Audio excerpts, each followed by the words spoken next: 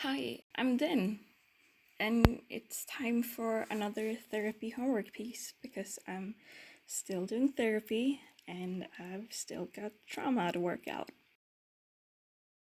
My therapist and I are still working on my parts, the fragments of myself that I've lost contact with.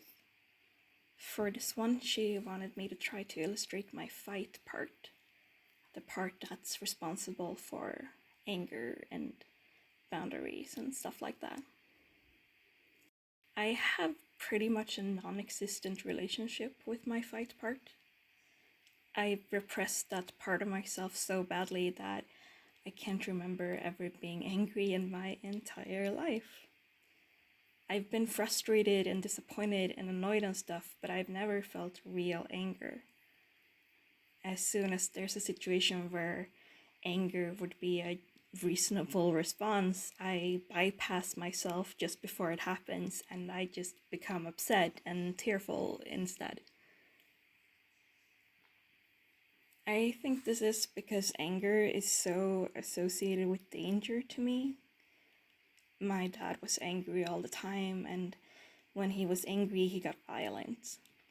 He'd threaten to kill me, spit on me, he'd ask me horrible things and call me names, and he almost killed my mom on several occasions. So to this day, when people get angry at me, I think they're going to hurt me. When people get angry at me and I think they're justified in their anger, I completely panic and I do everything I can to appease them and to eliminate whatever part of myself made them angry so it won't ever happen again. And I think that's why I've taken so many steps away from anger for myself, because I don't want other people to feel like I'm going to hurt them, and I don't want to hurt anyone. And anger means you're going to hurt people. So I don't get angry. It's safer and better for everyone. Except it isn't, because anger is an important emotion to have. Like, anger is proactive. You get angry when people cross your boundaries or they offend you or they hurt you, and anger makes it so you can tell them to not do that anymore. Anger helps you stand up for yourself and put yourself first. So without anger, I'm kind of a doormat and a people pleaser, and I have trouble maintaining boundaries and telling people no. Or, well, that's part of it. There are many reasons I have problems with all of those things, but sometimes anger is valuable, and I've just eliminated something that does serve a function.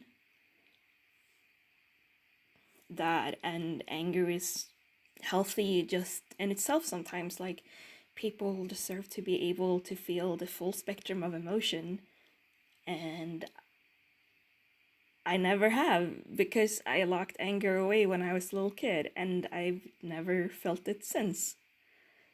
So this is how I view anger, or how I view my own anger. When my therapist told me what she wanted me to draw, I immediately had this image in my head. I didn't really think too hard about it, I just went for it, but I think there's a lot of stuff here when I sort of consider it that makes sense. Like the fact that it's a wolf.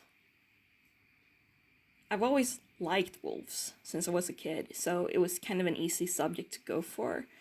But the wolf is also one of the most maligned and misunderstood animals on Earth. In Europe at large, wolves have been hunted for centuries, and there's still a lot of really strange and awful positions around wolves and whether they should deserve to exist or not.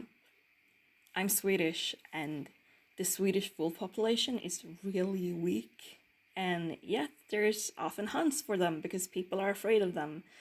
And, even though there's no reason to, they avoid humans and they're not dangerous at all, but they were still almost completely extinct in Sweden only like 60, 70 years ago. and yet people still view them with so much suspicion and fear, even though there's only like 400 wolves in the entire country now. As a fun fact, the Swedish word for wolf is actually an old word that means murderer. There was this idea that you shouldn't say the wolf's name because if you did, the wolf would show up. It's like speak of the devil rules, right?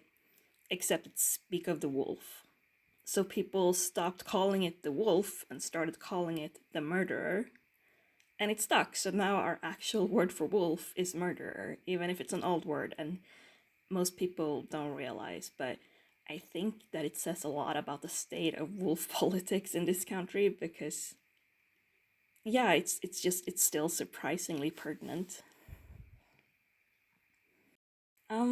It was fun drawing a skull again. I always enjoyed drawing bones. Skeletal themes will probably continue in these pieces, I imagine. You saw me trace the outline of the jaws and edit them later. The reference images you see me use are all from Wikimedia Commons, so they're royalty free, so totally fine to do. I wanted to be sure I got the dimensions at least somewhat right, and the spacing between the teeth and everything. I'm not totally sure why I wanted a skeletal part, it just felt right to me. I guess maybe I'm calling attention to something baseline or feral. That anger is a very lizard brain kind of emotion. I'm not sure. It just felt right. When I showed this to my therapist, her first reaction was to say, "Oh, it's both alive and dead." And I think that was a really good way of putting it and like of interpreting and observing this. Because anger is dead in me in practice. I can't get angry, I've locked it away.